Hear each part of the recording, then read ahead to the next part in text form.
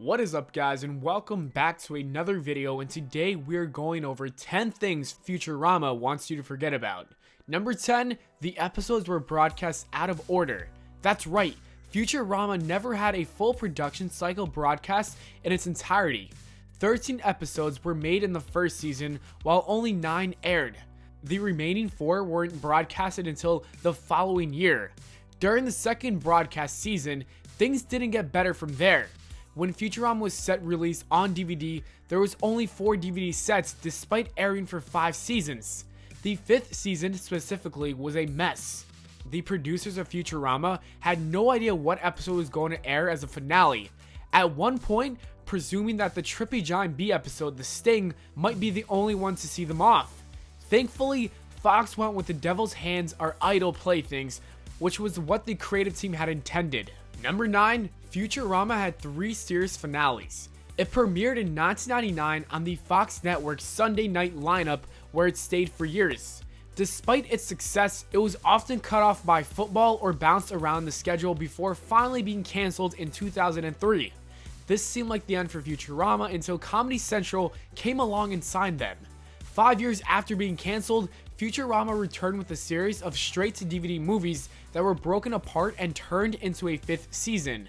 The episode titled Into the Wild Green Yonder served as its second series finale. However, that 5th season was so successful that Comedy Central brought the show back and signed them on for 2 more seasons in 2010. The third and final series finale was titled Meanwhile and aired in 2013. Only time will tell if they will come back and have yet another series finale. Number 8, the creators were fined for having too many characters. Futurama has close to 100 recurring characters. In fact, during the ending of the Into the Wild Green Yonder, the creators tried to fit every character they ever animate on screen, topping out at over 250 distinct characters in one shot.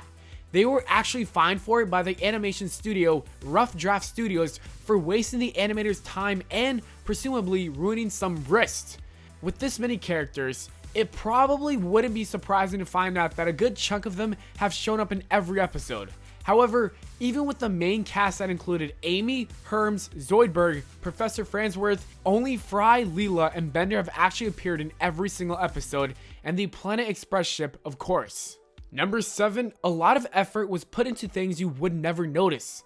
In addition to casual sight gags, there are a ton of small touches and jokes that no one in their right mind would have noticed. In the very first episode, Fry lands in the future on December 31st, 2999. While he and Bender are fleeing Leela, they end up at the head museum, with Bender ordering him to go in there. It's free on Tuesdays. Lo and behold, December 31st, 2999 actually is Tuesday. There were also several binary jokes. Bender's apartment door number 0010010 is binary for the dollar symbol.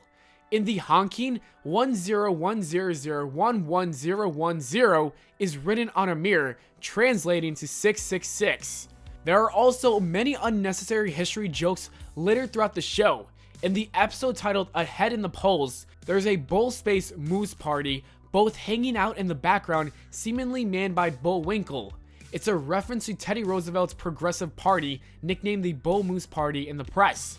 Additionally, at the head museum, Grover Cleveland has 2 heads because he had 2 non-consecutive terms as president. Number 6, the writing on the show is insanely detailed and planned out for years in advance. For example, in the pilot, as Fry's fallen into the cryogenic tube, Nibbler's shadow can be seen beneath the desk, despite the fact that Nibbler doesn't appear for 3 more episodes and his sinister plans are not revealed for 3 more seasons. Similarly, Leela's parents are seen standing in a crowd of mutants in the 2nd season, despite the fact that Leela and the audience still think she is an alien at that point.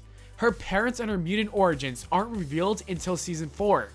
Also, in season 3, Fry's father talks about the legacy of the name Yancey, listing himself and his grandfather but leaving out his own father. Not until the following season do we find out the truth about the family history. Number 5, the show got a lot of inspiration from the 1939 World's Fair. For a show that debuted in the 1990s, it sure owes a lot to the World's Fair, whose tagline was "The World of Tomorrow." It was the second largest World's Fair with over 44 million people attending it.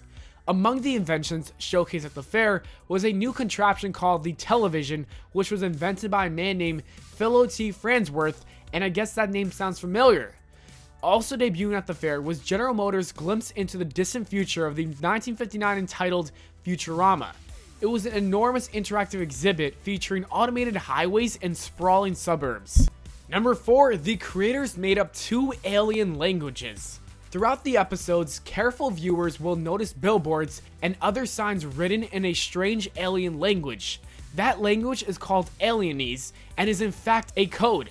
The language first appeared on the pilot on an advertisement that said "Drink Slurm" with the alien glyphs beneath it. The creators expected some viewers to decipher it, but they didn't expect it would happen that night.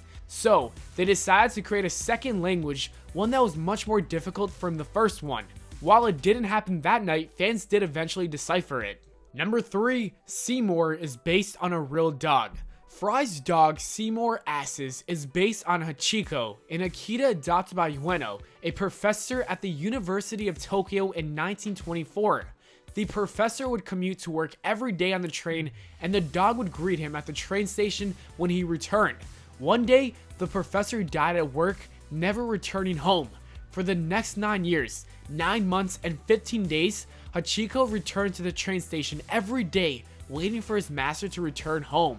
The episode Jurassic Bark is Futurama's saddest episode, and it shows Fry's dog faithfully waiting for his master to return while growing old, lonely, and sad, and then eventually becoming fossilized. The episode was so sad that it generated hate mail.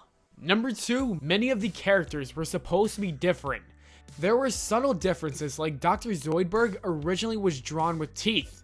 In the first few episodes of Futurama, Zoidberg's teeth can be seen, but the animators decided to get rid of them as it made Zoidberg look too human. The most dramatic character change comes in the form of Herms. Originally, the character was written as an American named Dexter. It wasn't until the first voice recording, in which the actor decided to put on a Jamaican accent, that the character was changed and Herms was born. That's also why a lot of Herms' backstory, like his wife and his love of limbo, didn't come into the show until later.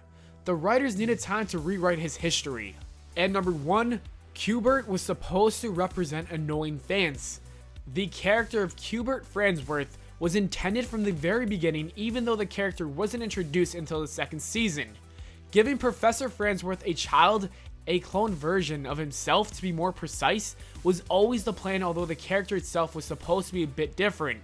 Qbert would be a typical bratty child and quite an annoying character to watch, but initially, Qbert was supposed to be a big know-it-all that pointed out the show's flaws and inconsistencies. In other words, he was meant to be the voice of all the fans that constantly hounded the creators with questions about the show. And that is it for the video, guys. As always, thanks for watching. We hope y'all enjoyed. If you did, please make sure to leave a like and subscribe for more, and I'll see you all later.